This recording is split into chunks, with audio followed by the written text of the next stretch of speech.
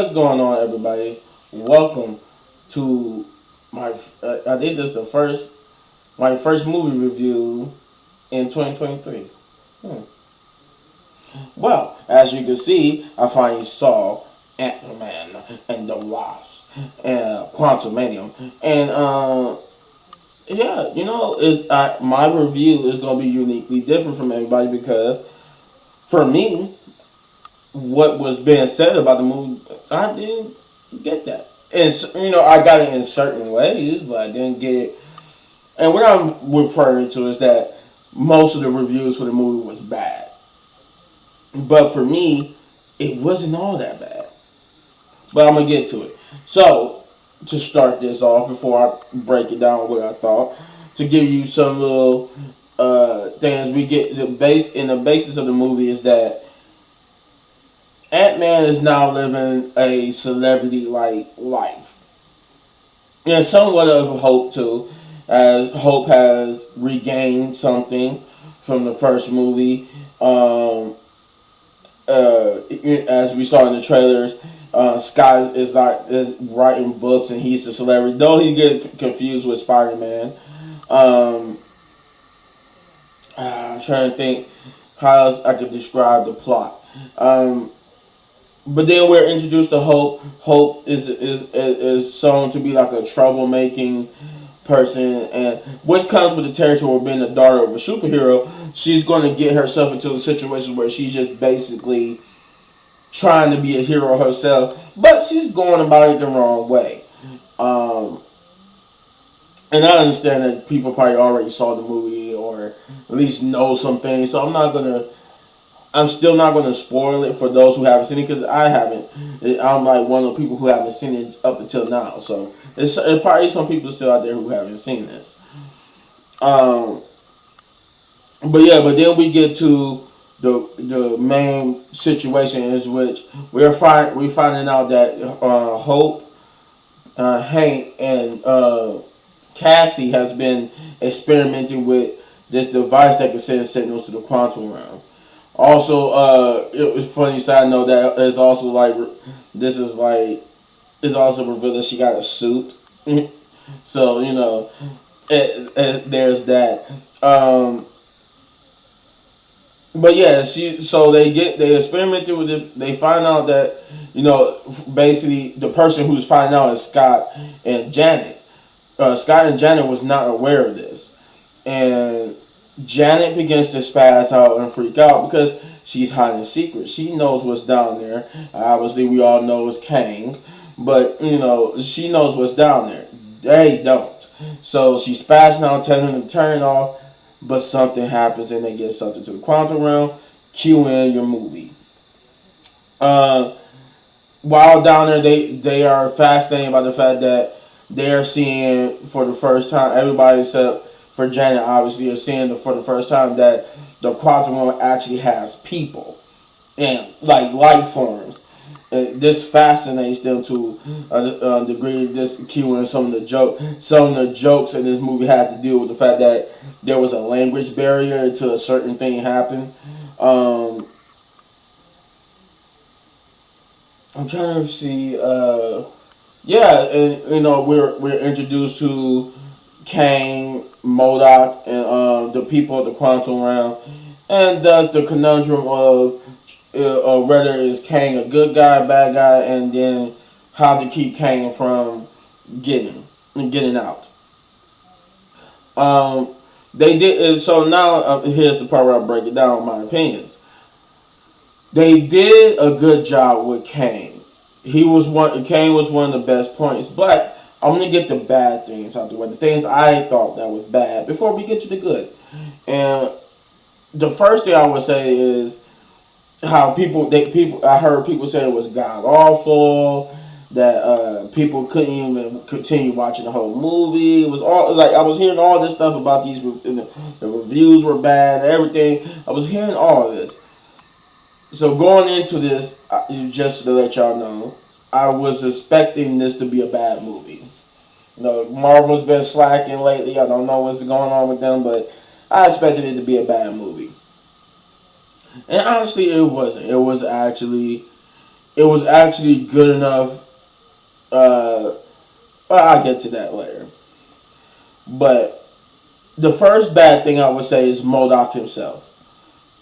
Right off the bat, if anything, because people was using like the words bad and the worst and all that type of stuff.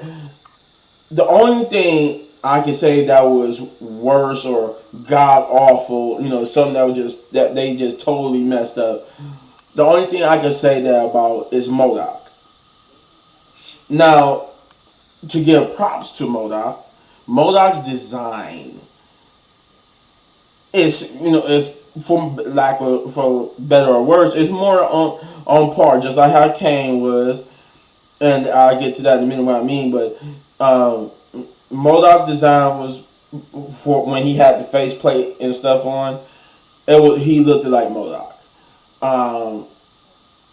But when the faceplate came off and they revealed who MODOK is, and like I said, I know some of you already know, some of you don't. So I won't say who he is.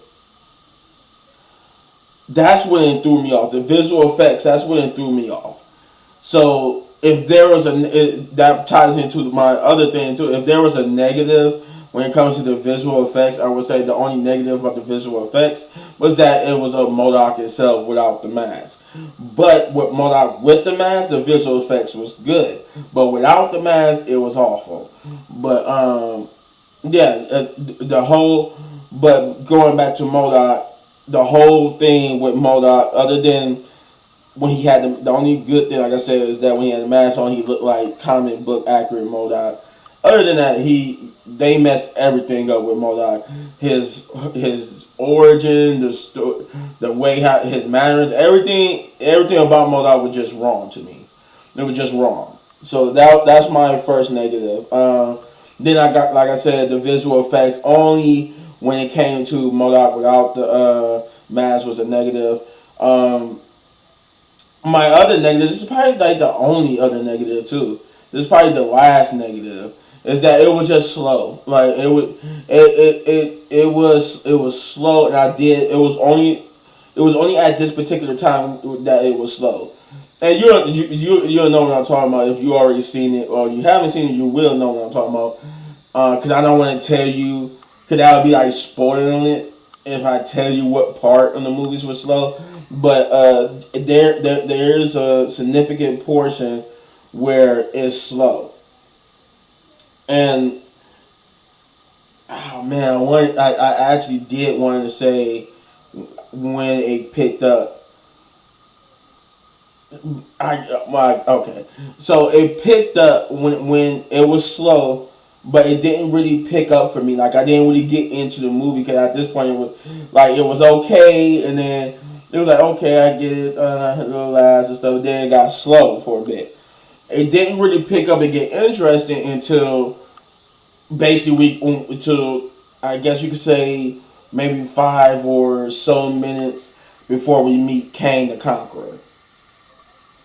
But everything before that, everything before that lead up is when it was slow. It was just like, oh man, I'm kind of bored. So yeah, that's a negative for me. It was that it was slow. The movie was slow to build up to the where it was boring up until about I won't even say not up until Kang, but it got interesting actually 5 or so minutes before they introduced Kang. So like I said, not actually at when he showed up, but just a little bit before he showed up. So yeah, that was the negative, and I can't think of another negative. I'm trying to see, was there anything else that was a negative other than those 3 things? I'm running like the movie through my head, and nope, just MODOK, the visual effects with MODOK when it comes to him without the mask, and the fact that it was slow at a certain point. More or less, it's really not a negative, so I won't count it as a negative. This is more just a nitpick. Like, cause there was jokes that was funny to me. I won't say all the jokes was bad, but there was some hit and miss. But it's not enough to say it was a negative, because negatives mean I'm taking points away. So I'm actually gonna be merciful and say this is just a nitpick. But that it was just some jokes that didn't land and some jokes that did. So either way. Now for the positives, the visual effects. Now, like I said, I know I just said, well, you just said the visual effects were more. I just meant just for when his faceplate come off. But overall, the visual effects for the movie was actually pretty good. I would say the visual effects were good, so that's a plus. The visual effects was good. The acting, for the most part, was good. If I had to say, someone just needed, it wasn't necessarily this person. The actor wasn't like bad. It was just like kind of needed to pick up just a little bit much, which is, of course, as Cassie, the actress that plays Cassie. But granted, she did kind of win me over towards the end. So it was just like how I said the movie was slow at a certain point. She was slow to get to where I would be like, okay, I can get behind this character. But other than that, from everybody, the acting was good. Just with a little bit of picking up from the actress who played Cassie, the acting was good from everybody. Jonathan Majors was a shining star in this, and for more reasons than I could actually want to name, because some of those reasons are spoilers. But I just say he has a range when it comes to being Kane. That rhymed. But yeah, his acting, he was he was like the shining star. He stole the movie from the main character, as being one of the main characters, because he's an antagonist, so he's the main character. But he stole it even from Scott Lang, the dude who played Scott there, Paul Rudd. Rudd, is it Rudd or Rudd? Rudd. He stole he stole the movie from him, because he was like the best. So yeah, there's that. I actually enjoy Kane's backstory. I see how they tweaked it a little bit, from him being, he's not, they alluded to him being a time traveler, but they more so tweaked it to where not necessarily a time traveler, but he does have some time traveler qualities. So that Kane that you know from the comic books is still there. He's still like a time traveler. But they tweaked it to where now he's a multiverse traveler. So they mostly focus on that. He's traveled to multiverse instead of the timeline per se. But they still left in that he traveled through time, because he mentions a couple times how time works and everything. So he's still traveling through time, but they more so say he's like a multiverse traveler. But that was actually, even though I'm like, I don't know how I'm gonna feel about them changing that. Then I'm like, you know what? I might actually could get behind that. So yeah, I enjoyed that. I enjoyed the backstory of Kane and the backstory of the people in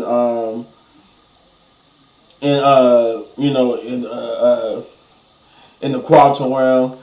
Bill Murray's character was, I love Bill Murray. Though I will say he could have used more screen time.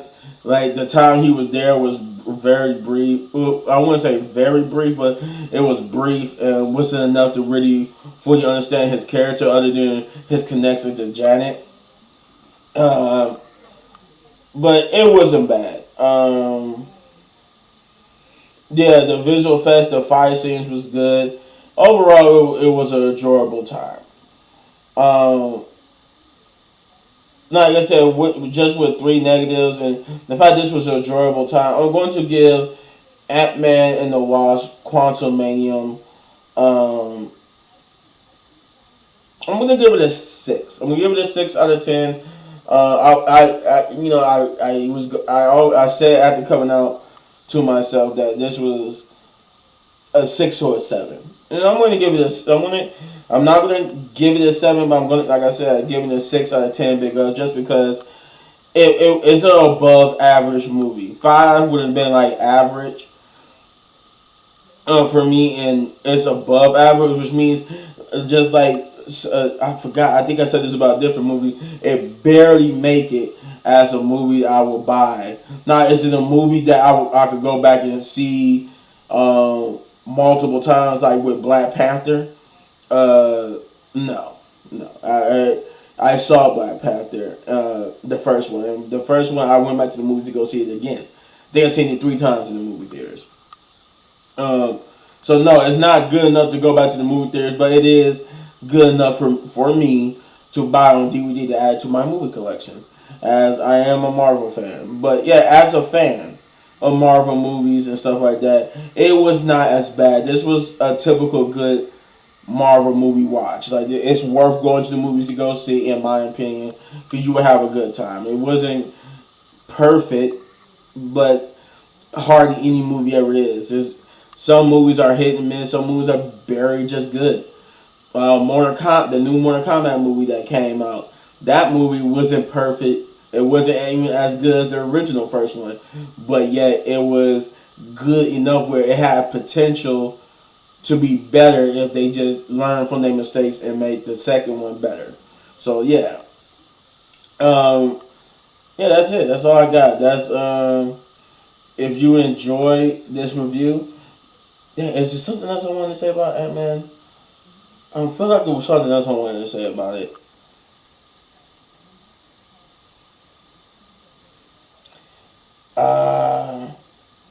Oh, they kind of did. They update. They kind of look like they messed around and tweaked, not a lot, but they did tweak just a little bit of Ant-Man's and not Cassie, obviously, but they did tweak Ant-Man and Janet. That's another thing I want to say. You do get to see Janet use her powers, albeit in a certain way, obviously. But you do at least get to see the Janet Wasp for just a brief moment. So there is that coolness to it. Oh yeah, that's what I want to say. 2 post-credit scenes. That's what I could try to remember. It was 2 post-credit scenes. One mid and one after. Both dealing with that was to come. If you're a fan of a certain Disney Plus TV show, that post-credit scene is what you're gonna want to see.